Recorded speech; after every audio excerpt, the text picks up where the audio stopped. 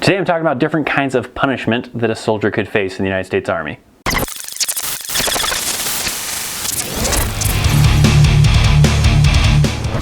What's up, friends? Welcome to an all-new episode. In this one, I'm talking about punishment in the United States Army, and there's a lot of different levels at which a soldier could possibly get punished. So I'm going to do my best to kind of give you a general understanding of how that kind of works, from the lowest kind of punishments and mess ups to the highest that there are. So keep in mind, this is just a general understanding. You can get super complicated with this, and I don't want to confuse a lot of people. I want to keep this fairly basic for the most part. Some areas we'll dive a little bit deeper into. Certain areas I won't get super complex with it, so I don't confuse a lot of people. But keep in mind, you can get super complex, especially when we get into like some of the higher up punishments as far as how those are broken down. So if any of my veteran friends out there, active duty or whatever, want to start talking about, well, this can be this way and this can be that way, again, just keep in mind, I wanted to keep this fairly basic to you. So let's dive into it, and we'll start from the lowest level and try to explain how punishment can work in the United States Army. So let's start off at the very lowest level, and let's assume that maybe a soldier shows up something like 10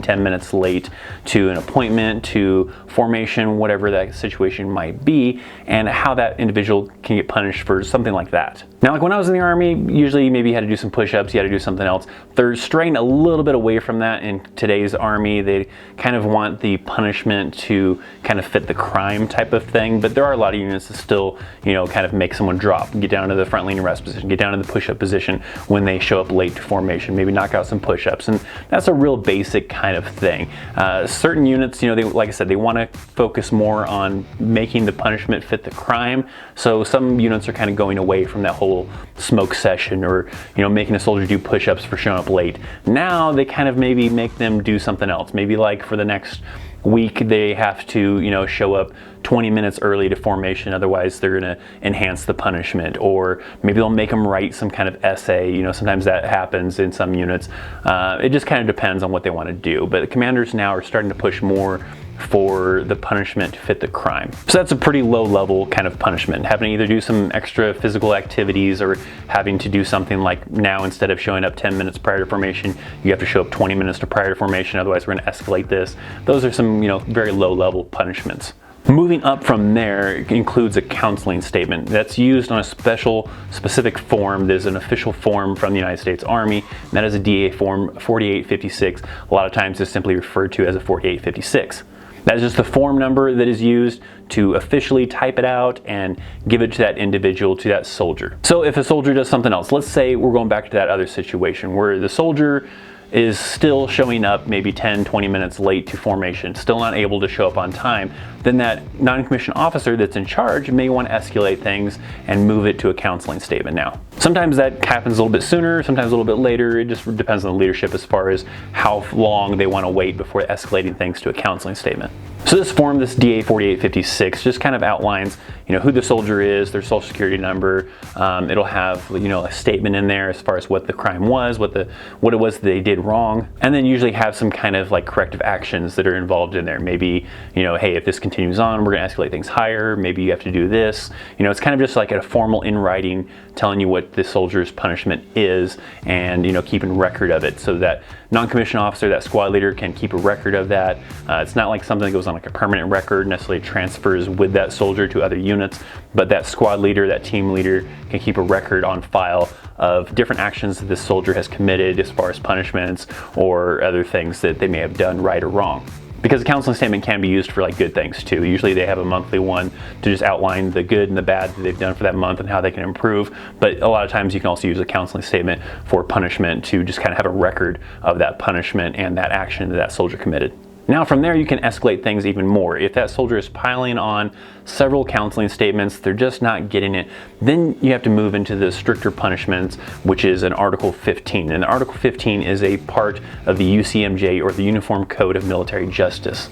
And now here's where things can get super complicated, and I don't want to confuse a lot of people. So I'm going to kind of stick to a basic understanding of Article 15 and UCMJ actions. There are three types of Article 15s. There are the common ones, which is the summarized, company grade, and the field grade. Those different grades, those different types of Article 15s really just kind of depend on what the max punishment is for that individual. So I will dive a little bit deeper into those different types so you have an understanding of what a summarize can do to an individual compared to a field grade. So I'll explain some of the max restrictions that can be involved with a summarized Article 15.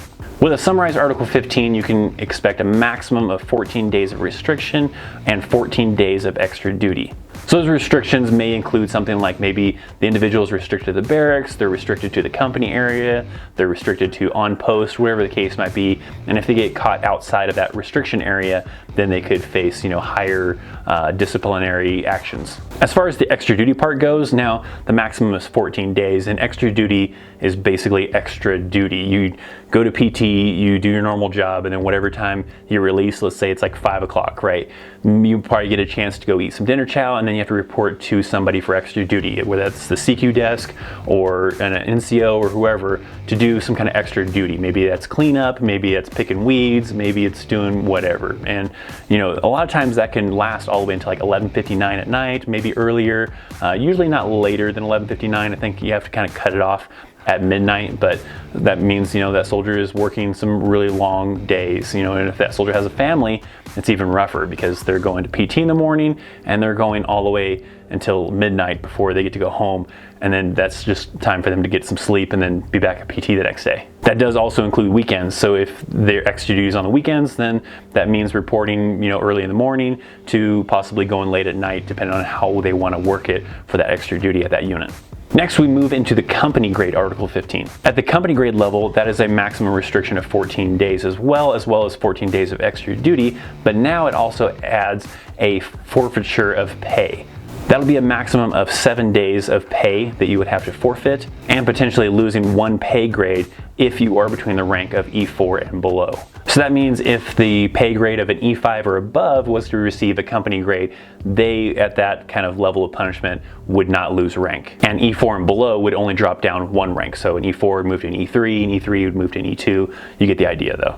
From there, we then move to a field grade Article 15. This one can see a 60-day restriction, a 45-day extra duty, a forfeiture of half month's pay for 2 months. For a pay grade of E4 or below, they could see 1 or more grades of reduction. And for an E5 or E6, 1 pay grade of reduction. So again, that means that an individual who is an E4 could get busted all the way down to an E1 because they can do multiple, but an E5 or an E6 can only get dropped down 1. So an E5 can go to E4, E6 to E5, and then for anything above the E6, there's no reduction in pay grade.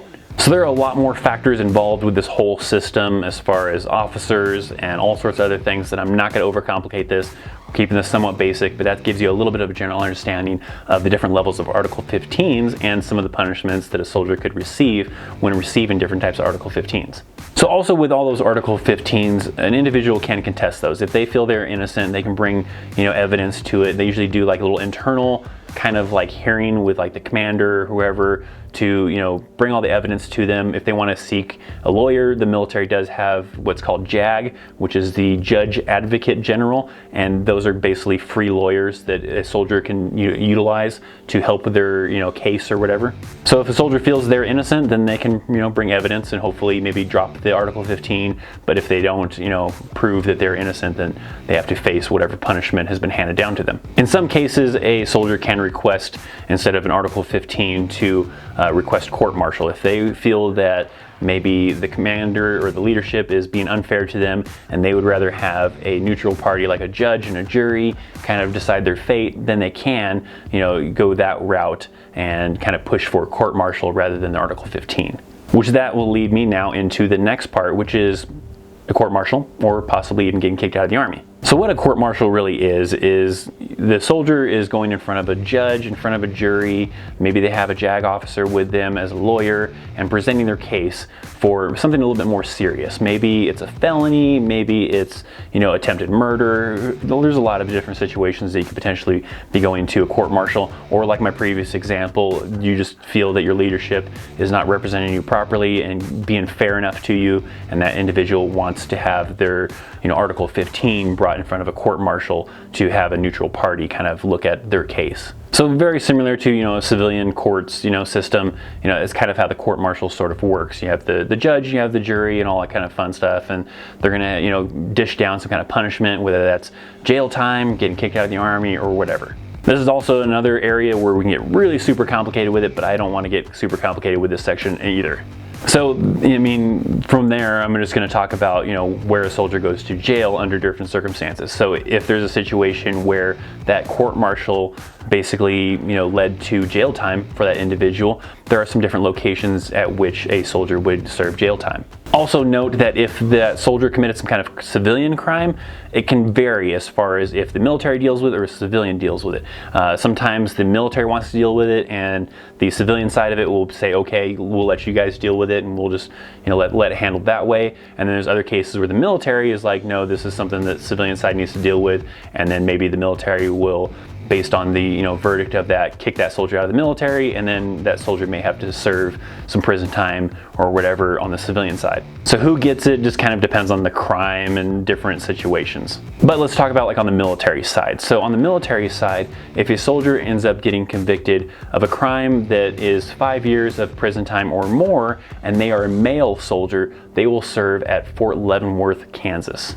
That is the prison, the jail for Army service members that are men for 5 years or more. If it is less than 5 years and that soldier is still a male soldier, then there are different locations throughout like the United States that have smaller prisons, military prisons, that a soldier could possibly serve some jail time in.